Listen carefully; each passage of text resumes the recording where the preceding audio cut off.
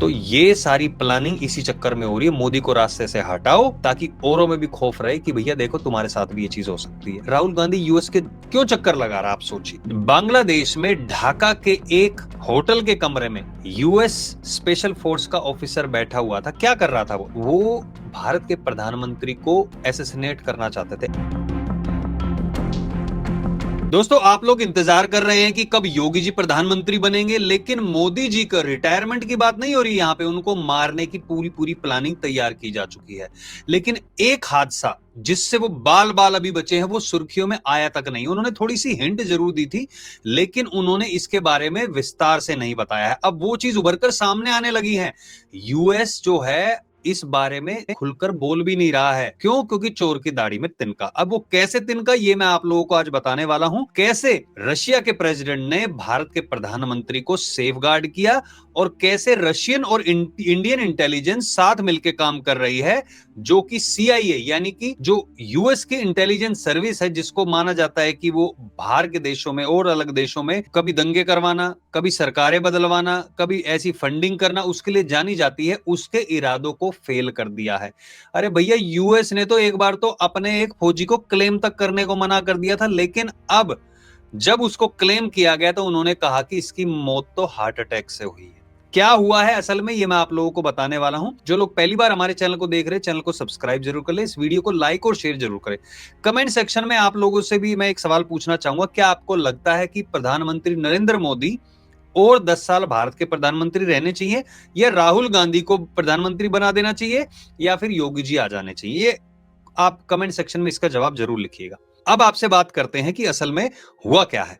आप लोगों को याद होगा कि भारत के प्रधानमंत्री मोदी अभी चीन गए थे, मीटिंग में वहां पर गए थे। आप लोगों ने सभी ने देखा, वहां पे ट्रंप नहीं आए थे। ट्रंप से फोन पे बात हुई थी, लेकिन वहां पर रशियन प्रेसिडेंट की कार में जाके बैठ गए थे और लगभग 45 मिनट वहां पे जाके बैठे थे। 2 तारीख को जब वो भारत वापस आए थे तो उन्होंने एक बात कही थी। कल रात ही मैं जापान और चीन की यात्रा करके वापस लौटा हूं।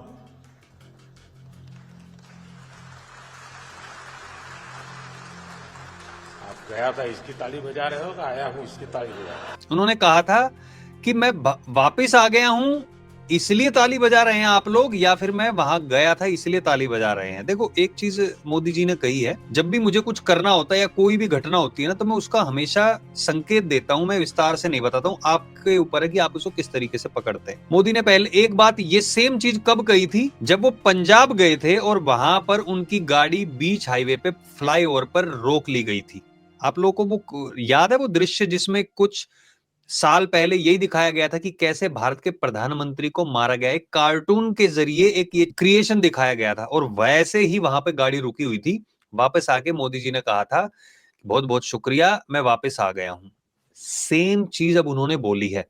कहां से आके? चाइना से आके। लेकिन यहां पे चाइना खतरा नहीं था, यहां पे असली खतरा था बांग्लादेश में बैठा हुआ स्पेशल आर्मी फोर्स का बंदा। क्या नाम था उसका, और इस बात को क्यों छुपाया जा रहा है? उसका नाम था टेरेंस एरवेल जैक्सन। टेरेंस जैक्सन जिसे आप कह सकते हैं, वो एक स्पेशल यूएस फोर्स ऑफिसर है। ये कोई आम नहीं है कि पुलिस वाला था, कोई ऐसे आर्मी में था। वो यूएस स्पेशल फोर्स ऑफिसर था, जिसको खास तौर से बांग्लादेश में भेजा गया था। आप सोचिए, बांग्लादेश में जहां पे पहले सेंट मार्टिन आइलैंड लेने की बात यूएस के द्वारा कही जा रही थी, वहां पर शेख हसीना ने मना कर दिया। क्या रिजल्ट हुआ?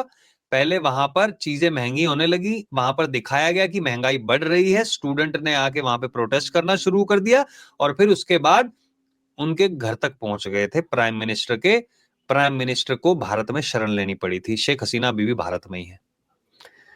तो यूएस ने वहां पर अपने पपेट को तो बिठाया हुआ है, इलेक्शन अभी तक हुआ नहीं है, लेकिन ये जो ऑफिसर है मार्टिन, ये कर क्या रहा था वहां पर? तो बताया ऐसा जा रहा है कि जब पुतिन ने मोदी जी को अपनी कार में बिठाया था, देखो वहां पे समिट चल रही थी, इतना बिजी शेड्यूल होता है सबका। आप खुद सोचिए, आप भी कहीं जाते हैं तो आप सोचते हैं यार थोड़ी देर का टाइम भी मिल जाए किसी मीटिंग में से। वो तो भैया प्रधानमंत्री राष्ट्रपति है, एक एक मिनट इंपॉर्टेंट होता है। 45 मिनट्स तक गाड़ी में बैठ के वो उनके साथ गए और वहां पर बात की। क्या इंटेलिजेंस शेयर हुई थी, इसी के बारे में वहां पर बोला जा रहा है। वहां पे ये बोला जा रहा है कि बांग्लादेश में ढाका के एक होटल के कमरे में यूएस स्पेशल फोर्स का ऑफिसर बैठा हुआ था। क्या कर रहा था वो? 2 साल बाद रिटायर होना था उसको, तैयारी कर रहा था वो अपनी। वो बांग्लादेशी सैनिकों को ट्रेनिंग दे रहा था। एक चीज, दो चीजें इसमें, एक चीज वो वहां पे ट्रेनिंग दे रहा था सेंट मार्टिन आइलैंड के लिए, जो आइलैंड वो लेना चाहते थे। वहां पे वो तो बैठा हुआ है ना अभी पपेट, जो इनका, वो बांग्लादेश में अभी जो अंतरिम प्रधानमंत्री बना है, वो कह रहे ले लो भैया जो भी लेना, क्योंकि उसको तो तैयार किया गया था। अब मैं ये इसलिए कह रहा हूं क्योंकि एक चीज तो ये थी, दूसरा ये था कि वो तैयारी कर रहा था, बताया जा रहा है ऐसा न्यूज के द्वारा, सूत्रों के द्वारा, ज्यादा इसको दिखाया नहीं गया, कि वो भारत के प्रधानमंत्री को एसेसिनेट करना चाहते थे। देखिए आप, चाहे वो लाल बहादुर शास्त्री हुए, चाहे वो इंदिरा गांधी हुई, जब जब किसी प्रधानमंत्री ने भारत की अपनेपन की बात की है, वो प्रधानमंत्री जिंदा नहीं बचा है। देख लीजिए आप, नेहरू की बात नहीं है, नेहरू को तो कुछ भी ले लो यार, चाइना को इतना सारा इलाका दे दिया, कुछ भी दे दो, कोई दिक्कत नहीं है। लेकिन जहां जहां जिस प्रधानमंत्री ने भी ये कोशिश की कि भारत के आत्मनिर्भरता की बात की, भारत के सम्मान की बात की, वो जिंदा नहीं बचा, उसका कुछ ना कुछ हो गया है। यही चीज अब नरेंद्र मोदी के लिए प्लान की जा रही थी। सीआईए, जो सबसे कहा जाता है कि वर्ल्ड में इन्हीं कारणों से किसी देश का तख्ता पलट करना है, कहीं पे सैनिक कार्रवाई के लिए प्लान बनाना है, कहीं पे दंगे करवाने हैं, ये बताया जाता है। मैं नहीं कह रहा हूं कि इसके लिए मानी जाती है। अब प्रेसिडेंट पुतिन ने मोदी से बात की और उनको बताया कि ऐसे ऐसे चीजें चल रही हैं, रशियन और इंडियन इंटेलिजेंस साथ में काम कर रही थी। वहां पे 31 अगस्त को, जिस दिन ये समिट हो रही थी, उसी दिन आप सोचिए, वहीं पर उस यूएस ऑफिसर का, स्पेशल फोर्स ऑफिसर को वहां पर मार दिया जाता है। पहले ही बताया गया कि उसको हार्ट अटैक हुआ है, लेकिन बाद में खबरें ऐसी आ रही हैं कि उसकी बॉडी से पॉइजन बरामद हुआ है। वो पॉइजन वही है जो रशिया अपने दुश्मनों के लिए इस्तेमाल करता है, या फिर जो रशिया के ही बंदे होते हैं जो उनके खिलाफ खड़े हो जाते हैं, उनके लिए इस्तेमाल किया जाता है।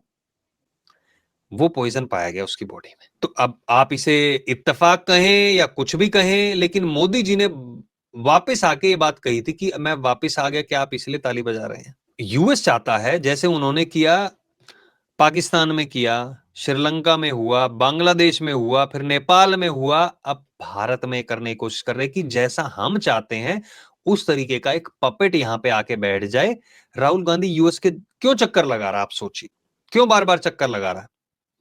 राहुल गांधी इतने आत्मविश्वास से कैसे कह रहा था कि भाई मोदी को हम हटा के दिखाएंगे, अभी देख लेना, इनका कार्यकाल पूरा नहीं होने देंगे? क्यों कह रहा था?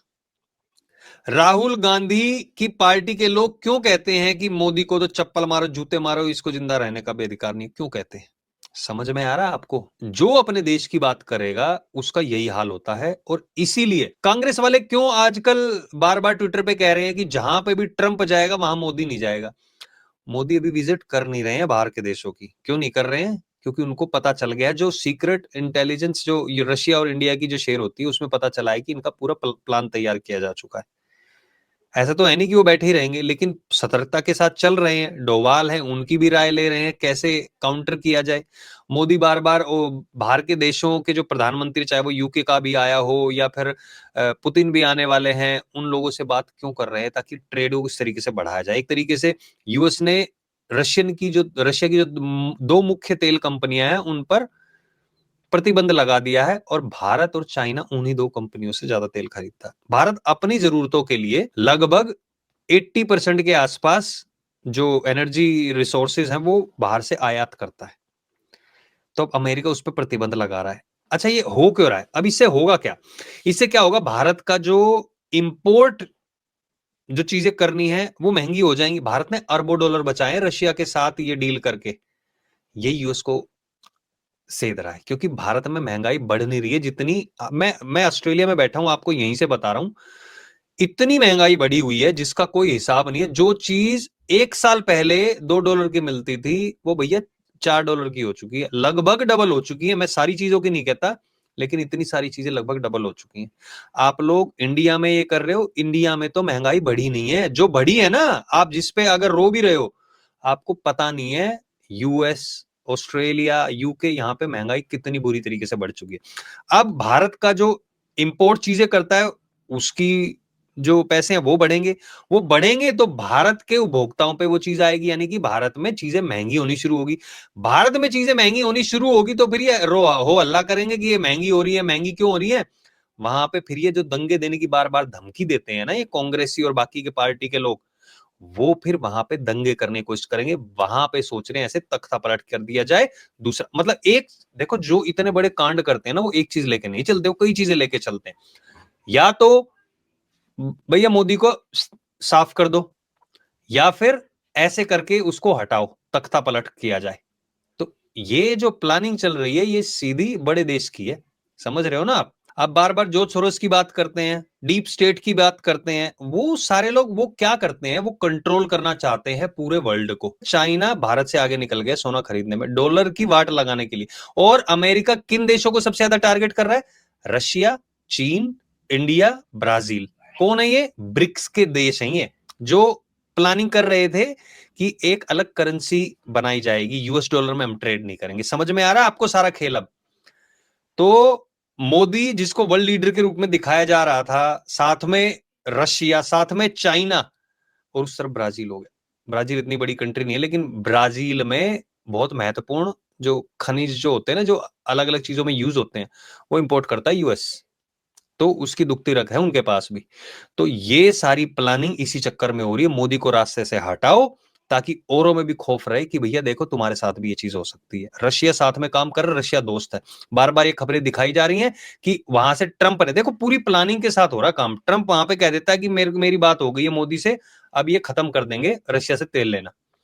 जैसे ही खबर आती है, कांग्रेस ने अपना पूरा इकोसिस्टम तैयार कर रखा, वहां पे अपने बंदे बिठा रखे हैं, पाकिस्तान से रिट्वीट करते हैं, सारी खबरें फैलाते हैं कि भाई मोदी झुक गया, मोदी अब ट्रंप के आगे हाँ जी करा, ताकि मोदी कोई बयान दे। भैया देखो, अगर आप ये सोच रहे मोदी बोलता क्यों नहीं है, भैया बोल के ही देखो। कहते हैं इंसान जो चुप रह के जो काम कर जाता है ना, वो बोल के नहीं कर पाता है। तो मोदी अपने देश को बचाने के लिए, अपने देश के लोगों को बचाने के लिए किस तरीके से काम किया जाए, उस पे अपने जो विशेषज्ञ उनके साथ काम कर रहा है। कुत्तों की तरह भौंकने के लिए बहुत लोग बैठे हैं, इंसानों की तरह चुप रह के भी तो काम किए जा सकते हैं ना, तो वो मोदी कर रहा है। तो मोदी को मारने की जो ये साजिश थी वो पूरी तरीके से विफल हो गई। वहां पे बांग्लादेश में जो बंदा बैठा ट्रेनिंग दे रहा था, उसकी मौत हुई है। अब बताया यही जा रहा है कि रशिया का इसमें हाथ है, और रशिया और इंडिया इंटेलिजेंस साथ में काम कर रही है। इसके पीछे की सच्चाई है तो अब देखते निकल के सामने आती है नहीं आती है। आप लोगों से मेरा सवाल है कि आप लोगों का क्या सोचना है, क्या मोदी को और 10 साल भारत का प्रधानमंत्री रहना चाहिए, या योगी को आ जाना चाहिए, या फिर भैया इन दोनों को हटाओ, राहुल गांधी को आ जाना चाहिए? प्लीज इसको कमेंट सेक्शन में इसका जवाब जरूर लिखें, और इस वीडियो को शेयर जरूर कर देना, लाइक कर देना। हमारी चैनल को रिपोर्ट किया जा रहा है, तो आप लोगों से मेरी विनती है, प्लीज एक लाइक कमेंट कर देना, और वीडियो को आप शेयर कर देना। व्हाट्सएप में अपने घर वालों को ही भेज दो, किसी को भी भेज दो। एक बार शेयर का आ जाएगा ना यूट्यूब पे, तो यूट्यूब अपने आप आगे दिखाएगा। प्लीज आप लोगों से अनुरोध है मेरा, शेयर जरूर करना, और नए लोग जुड़े चैनल को सब्सक्राइब जरूर कर लेना। बहुत बहुत धन्यवाद आप सभी लोगों का जुड़ने के लिए और वीडियो देखने के लिए। जय हिंद, जय भारत।